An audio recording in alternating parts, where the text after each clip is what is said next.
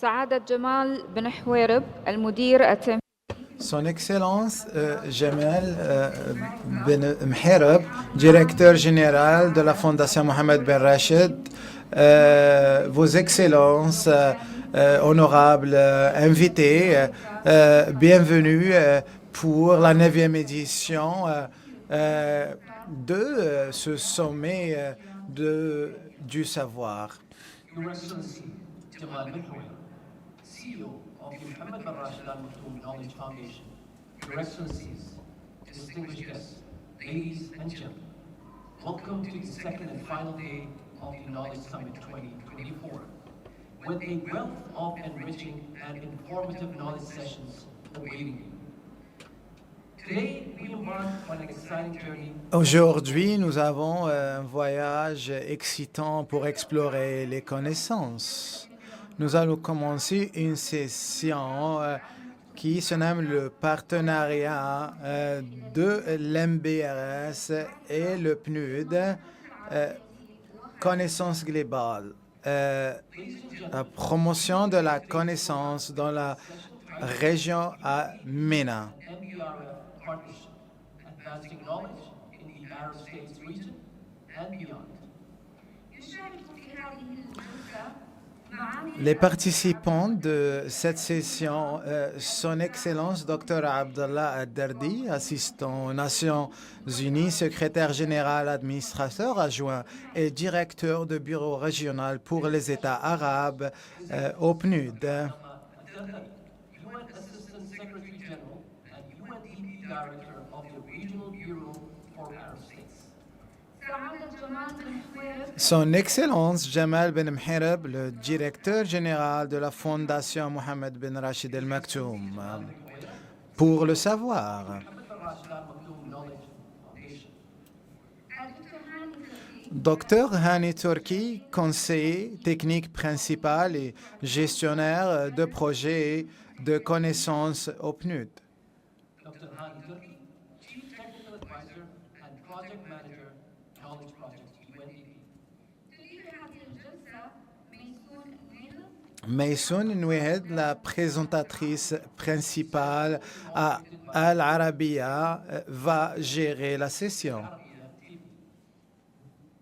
Please welcome on stage.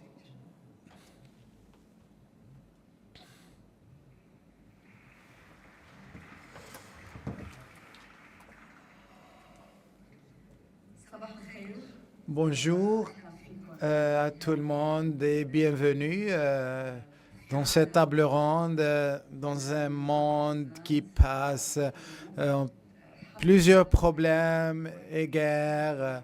Merci à Dieu, nous avons Dubaï et ce sommet du savoir où nous savons pertinemment qu'il n'y a pas de futur à cette jeunesse sans savoir. Et cette fondation de Mohamed Ben Rachid pour le savoir, en collaboration avec le PNUD, fait beaucoup de choses dans ce sens. Et, bonjour à nos invités. Nous allons commencer avec le docteur Houireb par rapport à cette collaboration avec la Fondation Mohamed Ben Rachid et le programme du PNUD. Comment pourront-on parler de l'importance de cette coopération? Merci à tous ceux qui assistent à cette 9e édition. Je vous remercie aussi. Et, le docteur Abdallah Dardari, le docteur Hani et l'équipe des Nations Unies pour le programme du développement. Et nous avons aussi la salle de l'UNESCO dans le 3e sommet pour les ORD. C'est congrès très important aussi. Nous remercions nos collaborateurs de Coursera qui ont travaillé avec nous avec ferveur. C'est des collaborations qui nous rendent fiers. Notre collaboration avec le programme du PNUD depuis 2007 jusqu'à ce jour nous rend fiers. Les années sont passées, nous avons beaucoup de projets et beaucoup de réalisations aussi, dont la dernière qui était l'Académie pour les connaissances du futur. Et c'est une organisation qui a été chapeautée par son Excellence Mohamed Ben Rachid Al Maktoum, qui a insisté à ce que cette académie doit être au service de l'humanité. Docteur Dardari, quels sont les domaines que le programme du PNUD compte comme principal pour réaliser le programme? Et en parlant de cette collaboration, comment peut-on supporter, dans quel domaine peut-on supporter ce projet?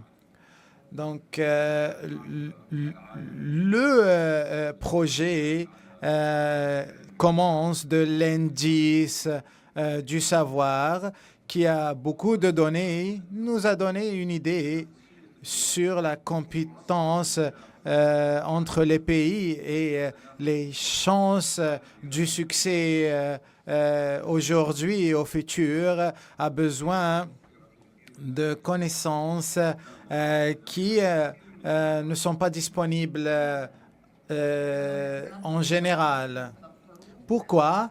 Par rapport aux problèmes économiques, par rapport aux guerres ou autres raisons. Je pense que la qualité de la demande des économies aussi est importante. Quelle est la demande de nos économies? Si, par exemple, nous avons 1000 spécialistes ou 1 million de personnes qui maîtrisent l'intelligence artificielle, cependant l'infrastructure économique pour absorber cette demande est important. Donc, le demande est très important par rapport à la qualité et la quantité. Et nous avons plus de 60% de la main-d'œuvre est une main-d'œuvre informelle. Donc, l'économie en lui-même doit s'adapter à la demande. Donc, l'indice est très important. Nous voulons que vous nous donnez quelques chiffres par rapport aux résultats de cet indice pour cette année et les défis dont vous allez faire face quand vous travaillez sur cet indice. Merci, cher Mason, et je remercie aussi Son Excellence pour le support au projet et le docteur aussi Dardari qui nous supporte pleinement. Cette année, dans le PNUD, nous avons perdu Khaled Abdeshafi, qui était notre plus grand support dans le projet. Il nous a quittés et son siège est ici. Malheureusement, il nous a quittés pour un meilleur monde. Les défis étaient la situation de la région, la situation au Liban, parce qu'on a shifté l'équipe du Liban vers les Émirats arabes unis et nous avons beaucoup d'indices relatifs aux données internationales qui ont changé. Donc, l'équipe qui travaillait sur le projet du savoir a fait une comparaison avec les résultats de l'année passée pour avoir des résultats précis. Est-ce que les résultats étaient satisfaisants pour l'indice 2004? Bien sûr, c'était satisfaisant pour quelques pays et moins satisfaisant pour d'autres pays. Nous avons ajouté 8 pays dans l'indice et nous voulons, dans la prochaine mise à jour, faire plus d'intégration. Pour le futur de la connaissance, nous avons des pays qui vont changer de classement. Par exemple, la Suède est au top. La Suisse est redescendue à la 3e place. Après ça, le Luxembourg. Pour les pays arabes, les Émirats arabes unis, puis le Qatar, puis l'Arabie saoudite, nous attendons à ce résultat par rapport au progrès qu'ils ont fait dans le domaine.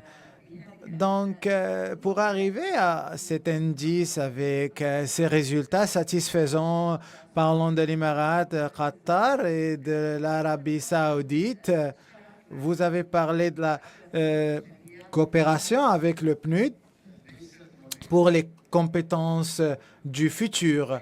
Pour moi, ce n'est pas satisfaisant. Son Excellence Mohammed Ben Rachid veut atteindre la 1re place mondialement et nous travaillons sur ça avec beaucoup d'efforts au niveau de notre pays. Est-ce que l'Académie des compétences du futur va vous aider à atteindre ce projet? Nous avons 155 secteurs. Nous avons 7 normes et nous devons travailler sur ça. Par exemple, l'éducation universitaire. Donc, le pays des Émirats arabes unis et quelques autres pays arabes essaient de développer et d'améliorer la qualité des infrastructures.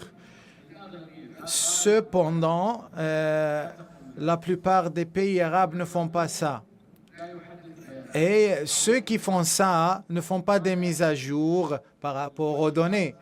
Donc, les normes et les variables dans ces pays sont en retard où nous ne savons pas d'où prendre nos données. Donc, quand les indices mondiaux sont publiés, ces pays sont à l'arrière du classement par rapport à ces normes. On a parlé avec beaucoup de ministres arabes, des décideurs, pour faire les mises à jour des informations relatives à ces normes pour aussi, au moins, prendre un meilleur classement. Parce que vous n'avez, par exemple, un pays qui était à la 50e place et qui régresse vers 80 ou 90, c'est pas faisable.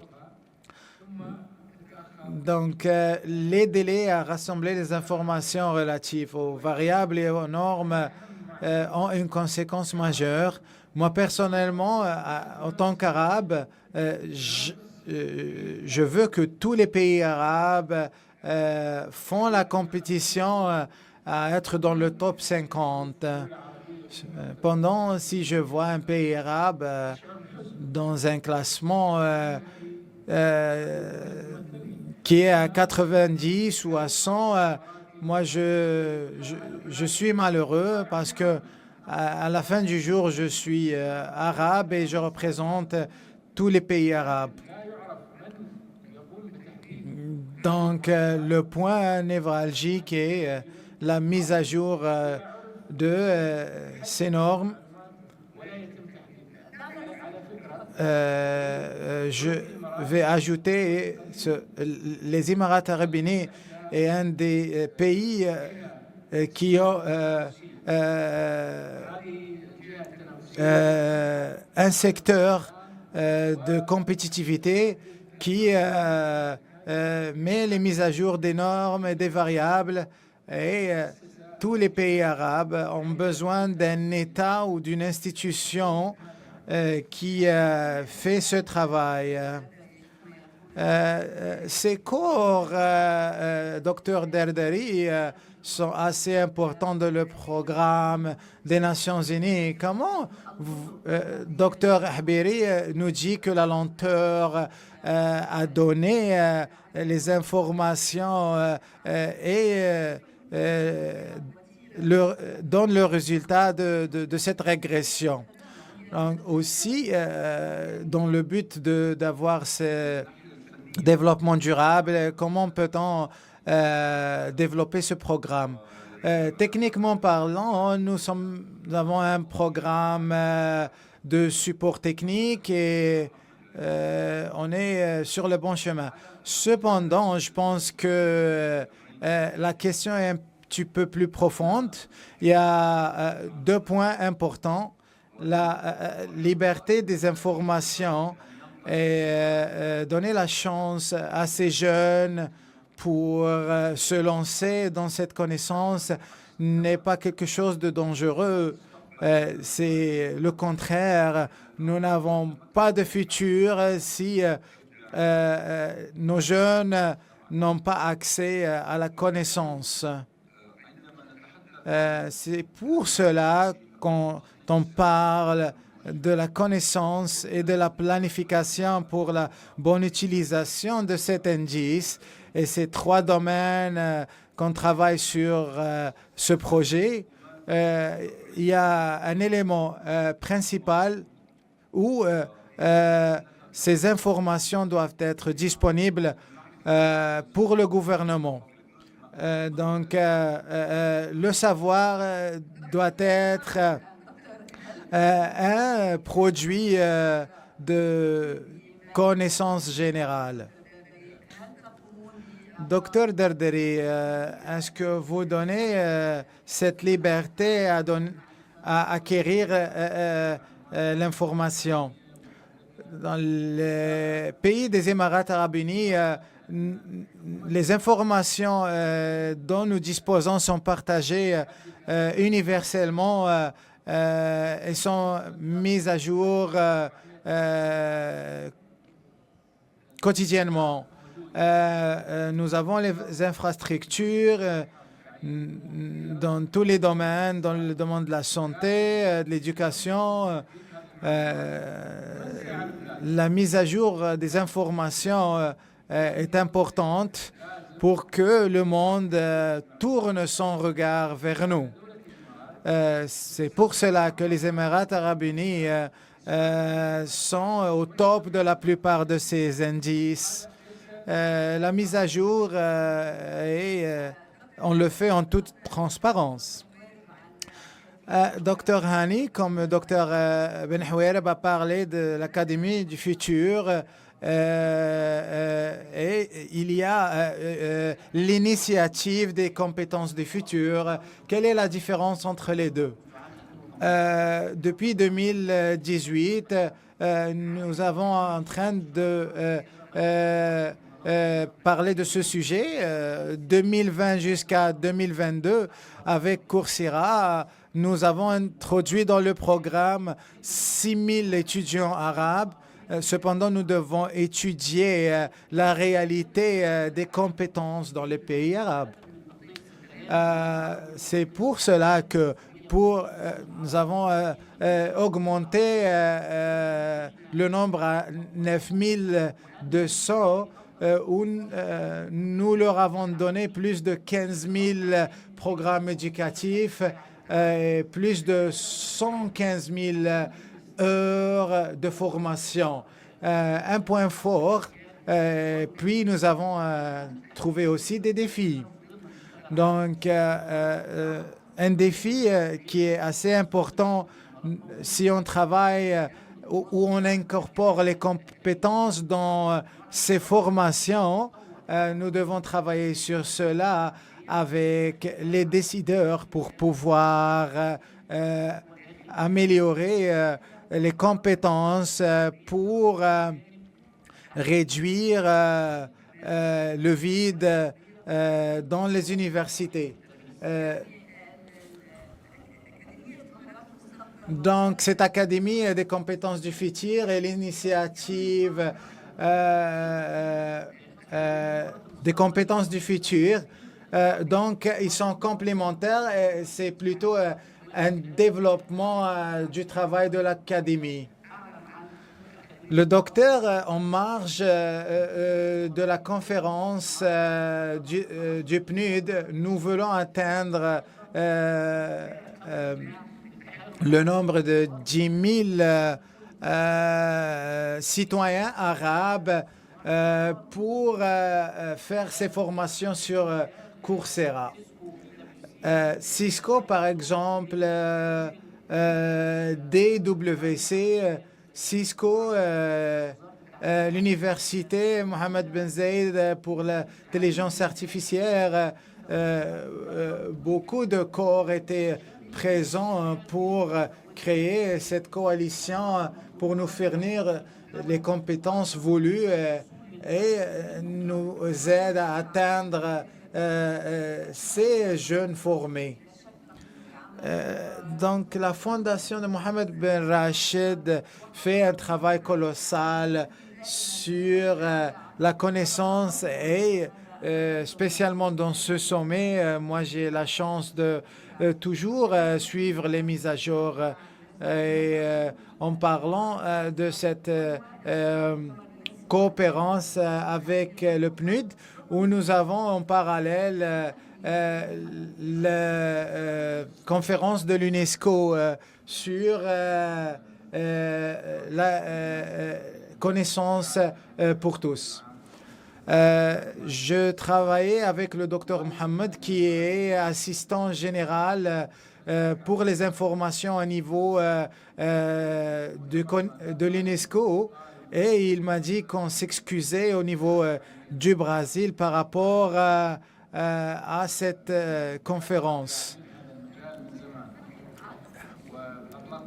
Et je supporte ce domaine depuis longtemps et j'ai lancé la plateforme ouverte sur l'Internet et nous avons atteint 10 millions d'utilisateurs. Et je leur ai dit, je vous accueille à Dubaï et c'est important pour nous que vous soyez ici au lieu d'annuler votre congrès. Ces sources d'informations gratuites sont importantes actuellement. Malheureusement, la plupart des pays en voie de développement et les pays pauvres n'ont pas ces sources à leur disponibilité. Et nous pouvons voir que les pays qui ont acquis ces sources d'informations gratuites ne sont pas vraiment que les pays pauvres. Nous avons découvert, d'après les derniers recensements, que même les pays riches avaient un manque dans ces ressources. Pour moi, le savoir est un droit pour tout le monde et les sources doivent être gratuites. Ça, c'est important. Donc, les maisons de publication doivent trouver des sources de revenus d'une autre manière. Et j'ai trouvé à Francfort, dans l'exposition des livres, ils avaient des sources gratuites.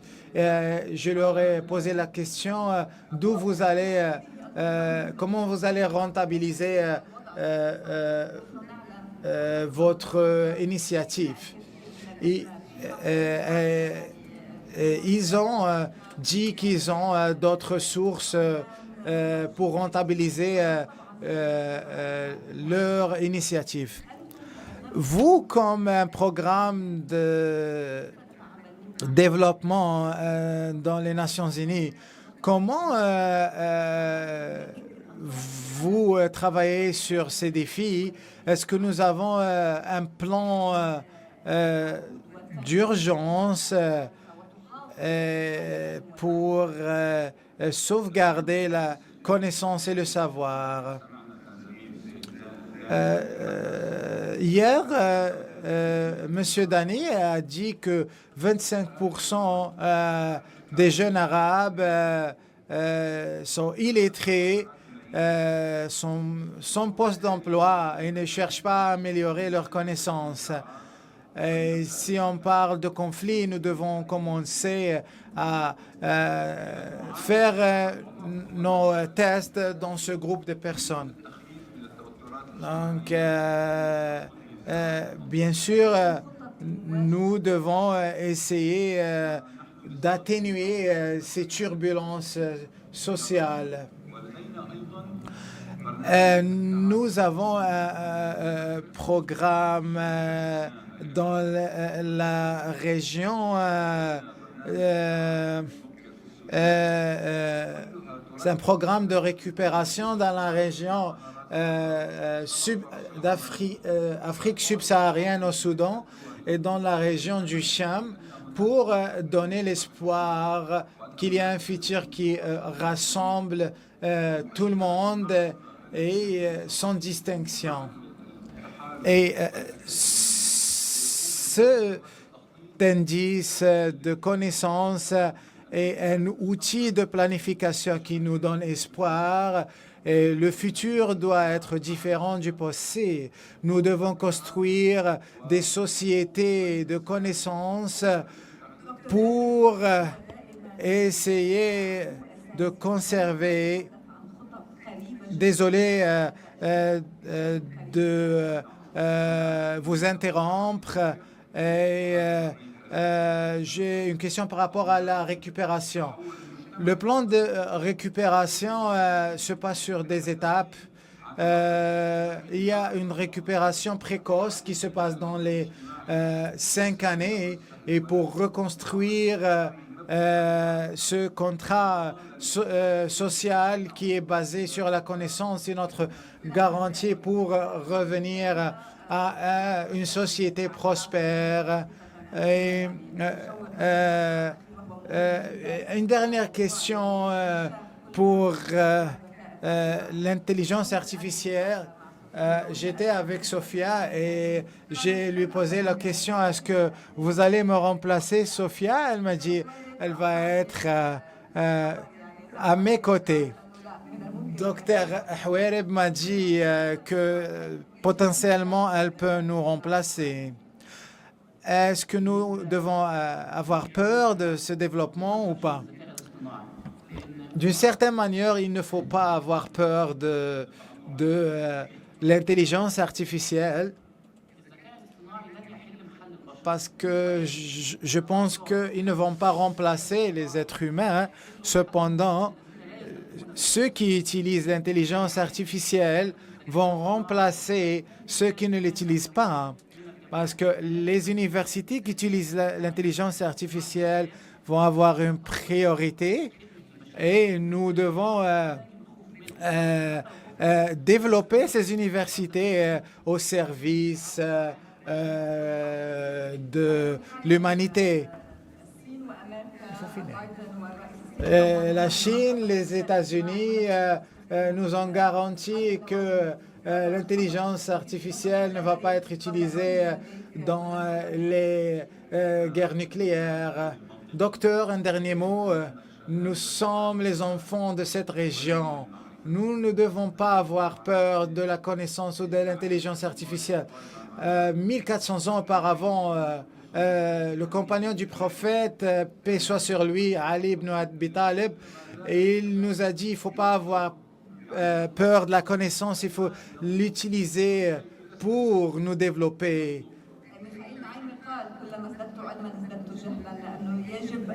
Michael Noema a dit plus j'acquéris de connaissances, plus je me sens ignorant.